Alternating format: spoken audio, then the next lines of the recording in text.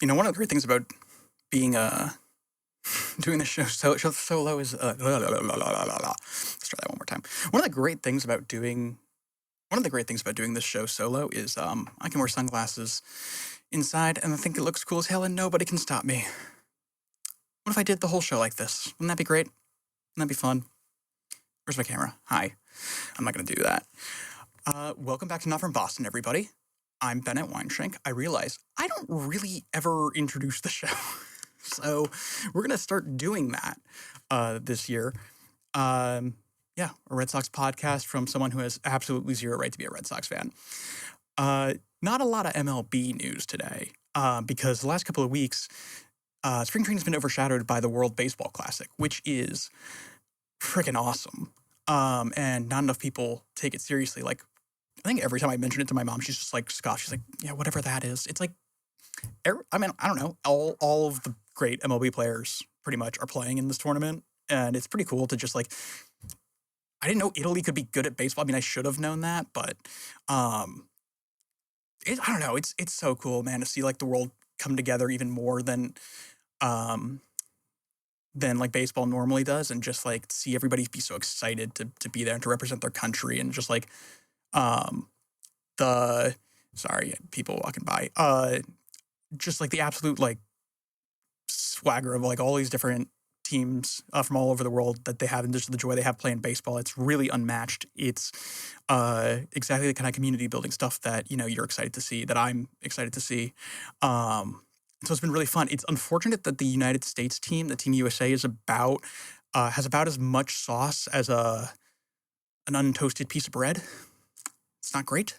It's also what happens when you make Aaron Judge your captain.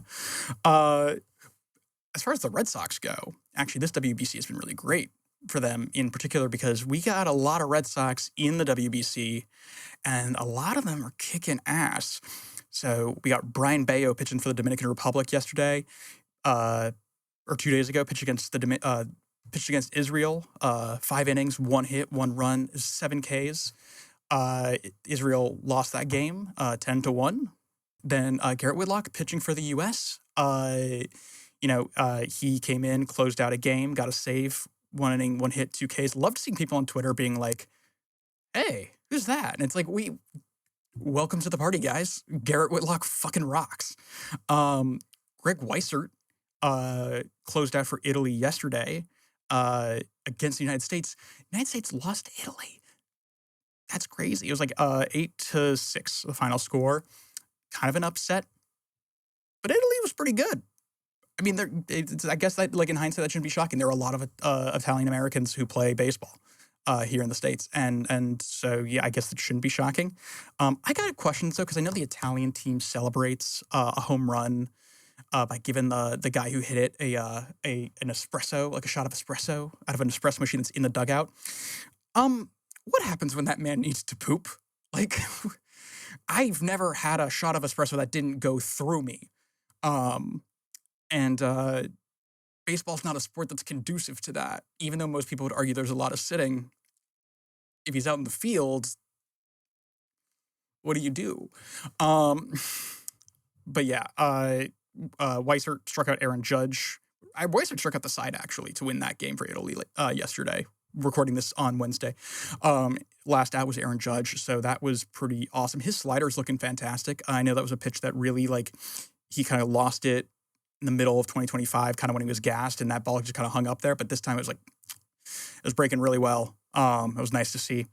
Giovanni Moran for Puerto Rico, pitching well. Eduardo Rivera in Double-A for the Boston Red Sox, so a Red Sox prospect, pitching really well, going 4 1/3 in 1 start, 5 Ks. So that's like really promising. Another gigantic left-handed pitcher who throws hard. Like we have cornered the market on that, I guess. Or Craig Breslow has. Sung-Chae Cheng, I hope I'm pronouncing that right, and I apologize if I'm not, playing with Chinese Taipei. He's someone who might end up in Worcester for us, like end up in AAA, but also could be like a fringy bench player. He'll probably do like a lot of traveling back and forth between Worcester and Boston. But he, so far in this series, he has been tournament. He's been 3 for 9 with 4 runs, 2 RBIs, 4 stolen bases, 5 walks. That's really good. Out of 14 plate appearances, 5 walks is great. So he's, got a great slash, 571 on base percentage. That's excellent. Nate Eaton playing for Great Britain. He's also on the team as kind of a utility guy. Took Tarik Skubal yard on the first pitch in the Great Britain Team USA game the other day. He's 6 for 19 with 2 doubles, a home run, only 1 run batted in, which is interesting, but he's getting on base a lot, which is really, really good to see because that's just more depth for us. I'm going to save him for last. Roman Anthony, of course, like the future, I guess not the future, he is the face of the franchise for the Sox, playing on Team USA. 5 for 15 with 3 runs, a home run, 6 RBIs, and 4 walks. Again, a walk machine. That plate discipline is really good to see. And just watching him crank one is it's so cool. He really launched one the other day against, I want to say it was against Mexico. Just had a lot of height to that ball when he sent it into right field. Jarren Duran, playing for Mexico, hit 2 home runs against the U.S. The other day. He's 5 for 10 with a double, 3 home runs, and 5 RBI. So he's hitting 500 in this tournament. I mean, that's pretty outstanding. And then last, but certainly not least, Masataka Yoshida. I give him so much shit, and then he does things like this. Yoshida is 6 for 12, so he's also batting 500 for Team Japan. 4 runs, 2 home runs, 6 RBI. He has a 1.6 OPS, which is absurdly good. So man, it's funny because Fangraphs has the Red Sox as a team that does not have a lot of power. They're projected to not have any players who hit 20 home runs. Or I think they've recalculated their projection or whatever, but initially the projection was that nobody on the team would hit more than 20 home runs. I don't know. I'm seeing a lot of pop out of the Red Sox in the WBC. I'm hoping it carries over. And I got no reason to think it won't. But it's kind of nice because I think everyone's now kind of starting to realize, the Red Sox they might not be as bad as we all want them to be. So that's really cool. I'm happy about that. One last thing about this whole, should just say from the top, this whole episode is going to be WBC centric because, again, nothing else is happening in baseball. And this is really cool. There's some drama, of course, in the WBC. There's just bro drama, which is kind of better because it's really funny. So on Monday, Team USA played Mexico, and Cal Raleigh from the Seattle Mariners was catching for the U.S., and outfielder Randy Arozarena, who also plays for the Seattle Mariners, was on Team Mexico. And you've been seeing this a lot, like throughout the WBC, when teammates in MLB are on different teams in the WBC. When like they come up to bat or whatever, like there's a lot of like, camaraderie there. It's like, hey man, good to see you. Funny to see you on this other team. Like, look at us. Like, I'm here with my country, you're here with yours, and like, but we're still, friends, teammates, whatever. It's nice to see. It's kind of cute. So Randy Arozarena, you can find the video online. Like Randy Arozarena walks up to the dish and he goes to shake Cal Raleigh's hand. It's like, hey man, what's up? Like, I know we're all teammates and we're on different teams today, but like, good, best of luck, whatever. And Cal Raleigh just like shakes him off, doesn't say anything. And then like he says something, and like Randy Arozarena like leans in closer. I said leaning real close to listen to Cal Raleigh, and then Arozarena just steps back into the box, and it was really awkward. It was weird. It was like, hey man, just shake your teammate's hand. Like what? This feels uncomplicated to me.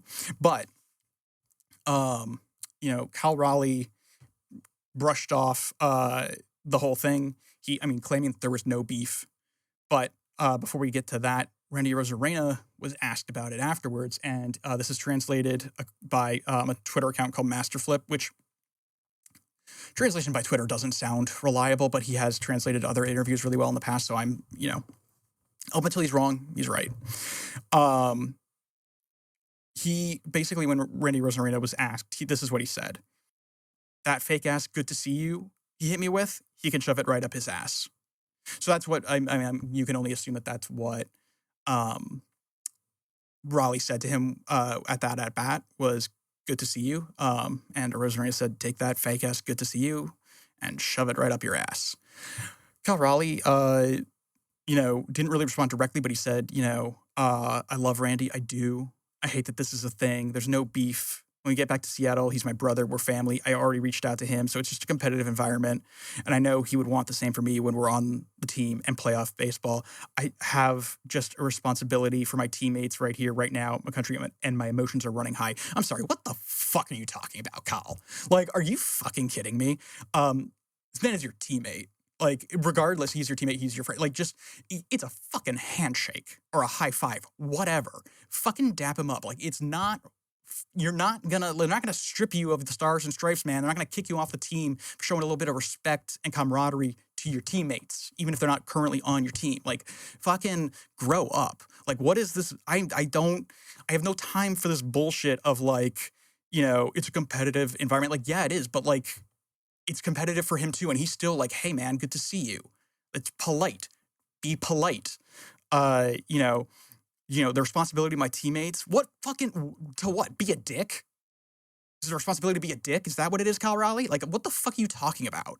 Like, it's not hard to be like, hey man, how you doing? Good day, good to see you. And like, I don't understand how, like, how you could be so like fucking dumb. I don't know. Randy Arozarena like might have been a little harsh in his own criticism of Cal Raleigh, but like I don't think so. Like I think Cal Raleigh acted like a little snowflake, little baby boy, and like that's what it is. And I think that's what happens when you have like Aaron Judge leadership. You have this like weird, because we've been seeing it with Team USA this entire tournament. Every other team's got flair. Every other team's got fun celebrations. Team USA is like just like walking around like fucking stormtroopers doing salutes to celebrate. Like, what the guys, come on, put some sauce on it. Like, have a little bit of flair. Like, why is no one running around with a giant USA like flag as a cape? Like, dress up like Uncle Sam. Give me something to show me that you're not a robot. I think Cal Raleigh's being dumb. He's being real dumb. Big dummy. Big dumper, more like big dummy. For those of you who don't know, his nickname is Big Dumper because he got a fat ass. And I'm not even saying that to be mean. Google it. I promise. Got a big butt.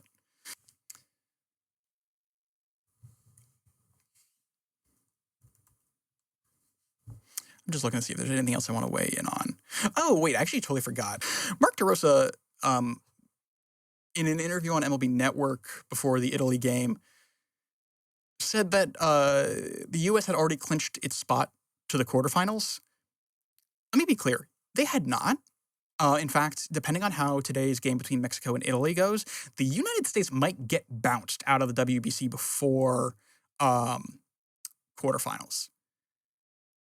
But Mark DeRosa kind of was like, yeah, we're in the quarterfinals. No, no, you're not. He said he misspoke. And everyone's been kind of having a field day with it because there's honestly nothing like more quintessentially American than assuming that you will, in fact, win or do whatever you want. It's like, yeah, it's a given. We're America. Of course we created baseball. Of course we're going to the, it'd be low-key funny as hell. It'd be funny as hell. Oh my God, if Team USA got bounced out of the WBC, out of its own fucking tournament. Comedy writers can't write shit that funny. I mean, it would be so embarrassing. And it wouldn't help with the Aaron Judge stuff, because like Aaron Judge famously, and I keep coming back to Aaron Judge, famously a choker, but not the fun kind. Can't ever get his team past, get his team to the, to the mountaintop, to the championship. And it looks like he's bringing that baggage with him to the WBC. So I look forward to him not being on the roster in 3 years, because I would like to see Team USA win one, personally. Oh, yeah, Tarik Skubal, man. Hey. I had to write a column for class this week about whether or not Tarik Skubal made the right choice. I mean, it was hard to do because I couldn't use any expletives. But again, Tarik, I offer you the same thoughts I offered Cal Raleigh, what the fuck, man? Just fucking pitch. Just fucking do it. Like, it's not that complicated. Like, I get it. People are like, oh, he's waiting on that payday because he's going to hit free agency after the season's over. He's going to get $400 million at least. Okay, like, as a fan, I don't give a shit. I give a shit about the baseball. Like, I don't go to the ballpark to see Tarik Skubal make $400 million. I go to the ballpark to watch Tarik Skubal fucking pitch. With Tarik Skubal, it's not even just the fact that he isn't pitching again. It's the bullshit, like, back and forth of fucking, you know, oh yeah, I'm going to pitch at the WBC. And then a month before the tournament, oh, actually, I'm only going to pitch one game against the worst team, and I'm only going to throw like 50 pitches.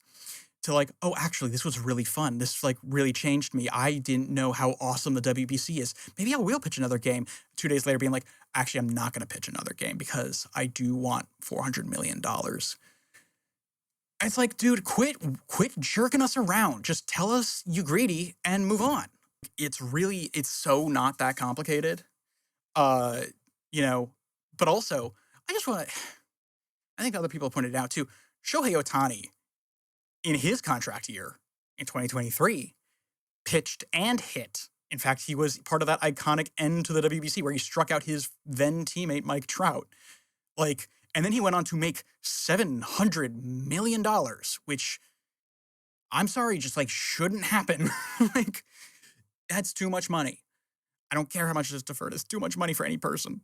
But Shohei showed up for country. He showed up for the game. And he delivered. And you know what happened to him? Fucking nothing. No injury, nothing. Like, I'm just saying, like, Tarik Skubal could just as easily get hurt pitching in an exhibition game tomorrow for Detroit. Just as easily. And then, but we're not going to hear anybody say like, well, then why do we have exhibition games if they're just going to get hurt? Like, because we know how stupid that is. We know how stupid that sounds. I don't understand. Like, if we're going to take the WBC seriously, like, if the contracts, you know, I just don't get it. Like, I just say you care about the money, that you don't care about the game. Don't fucking belittle us by pretending to care about both. Or to care about the game. Like, I will not have it. I will not have it, Tarik. So, like, Tarik Skubal is like the guy who's like, yeah, man, I'll take you to the airport. And then the day of your flight, he'll be like, hey, man, actually, I'm really busy. And then that's the kind of, like, it's just like, I'm sorry, this tells you, I get that there's a big payday here. I get that it's life-changing money. To me, the $32 million or whatever that he already earned in arbitration is life-changing money. So, like, I have no concept of, like, what you can do with $400 million, and therefore, I do not care. Like, I do not care that much money is on the line because I will never, none of us, no one listening to this, me, you know, I'm on USC's campus. Nobody on campus is ever, I don't think, is ever going to fathom what $400 million looks like or feels like. And therefore, I do not care that is what's at stake for you. I don't care. Like, it's an ungodly amount of money. You've already made, like, I think if you're adding up, like, arbitration and all these other years of playing baseball, he's already made, like, what, like, he'll have made close to, like, $70 million at the end of this year when he's earned that full arbitration share. So, like, that's already, and if, like, you're out of money, you're like, shit, I need more money at that point, then you're bad with money. Like, $70 million is already a ton of money. That should be enough. Like, $400 million, man, it loses any and all value, meaning to me. Like, fuck off. Like, $400 million is nothing. Like, it means nothing. Like, obviously it means something because it's money, but, like, making that much money, earning that much money, like, that doesn't, no. Sorry. That's not a thing that really me or any of the people I spend time with, or any of the people that you spend time with, will ever actually get to experience. And therefore, I am unmoved by your plight of, oh, if I pitch in this game, I might jeopardize making $400 million. Like, it's zero sympathy. Find me the world's tiniest violin and then, like, fucking cut it in half. Like, that's how much I give a shit about your fake contract that you haven't even signed yet. Like, makes me so fucking annoyed. Like, the money should be, I don't know, maybe I grew up naive. But I was always under the impression that, like, the money was the perk to playing the game. The game wasn't the perk to making the money. And I think Tarik Skubal has it backwards. I think Tarik Skubal doesn't, like, clearly doesn't care about the big game of baseball that much. Like, as if he wouldn't also still make millions of dollars if God forbid something did happen to him during the WBC. He wouldn't make $400 million, but $200 million ain't fucking bad, you know? Oh my God, it's just so stupid. So yeah, I think Tarik Skubal was wrong. I think it's offensive to me to pretend to care about the tournament, pretend that you've had your eyes open about how great this tournament is, and then still not stay in it, and still leave, and still prioritize a contract that you do not have over anything else. I think it's shitty. And I think he's shitty for it. That's our show. That's my show. Thank you guys so much for listening. As always, we are on Patreon at Not From Boston. We are on Substack, notfromboston.substack.com, Instagram at Not From Boston Pod, and we are wherever you get your podcasts, which includes Spotify, YouTube, and Apple Podcasts. We will be back in 2 weeks. I keep saying I mean. I will be back in about 2 weeks, hopefully with some fun new stuff coming your way, because I'm about to go on spring break, and that should be fun. And hopefully something will come of that, and we'll see.